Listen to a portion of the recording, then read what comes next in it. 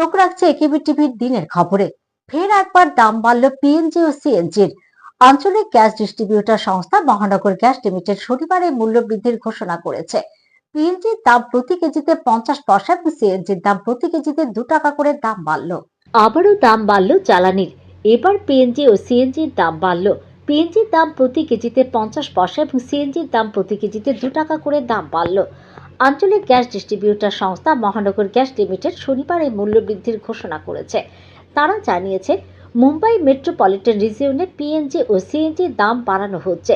পিএনজির দাম প্রতি কেজিতে 50 পয়সা এবং সিএনজির দাম প্রতি কেজিতে 2 টাকা করে দাম বাড়ানো হয়েছে। পিএনজির দাম পড়বে 52 টাকা, সিএনজি কিনতে খরচা পড়বে প্রতি কেজিতে 86 টাকা। মুম্বাই, নবী মুম্বাই, থানে, কল্যাণ সহ ওই অঞ্চলের অন্তর্ভুক্ত সব জায়গায় শনিবার থেকে নতুন দাম কার্যকর হবে। সংস্থার তরফে বিবৃতিতে জানানো হয়েছে, গৃহস্থের ব্যবহৃত গ্যাসের বরাদ্দ কমায় গ্যাস কেনার খরচা বেড়েছে। ভারতীয় মুদ্রার দামে পতন, জ্বালানির বেশি দামের কারণে সামগ্রিকভাবে গ্যাসের দাম বেড়েছে। এর আগে গত 14 মে মুম্বাইতে সিএনজির দাম বেড়েছিল। সেই সময় প্রতি কেজিতে 2 টাকা করে দাম বাড়ানো হয়েছিল।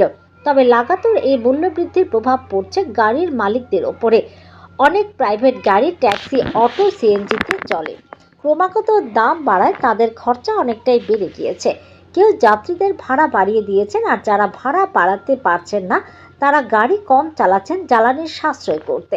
Bureau report, AKB TV. চোখ রাখুন একেবি টিভির আরো খবরে, সঙ্গে থাকুন।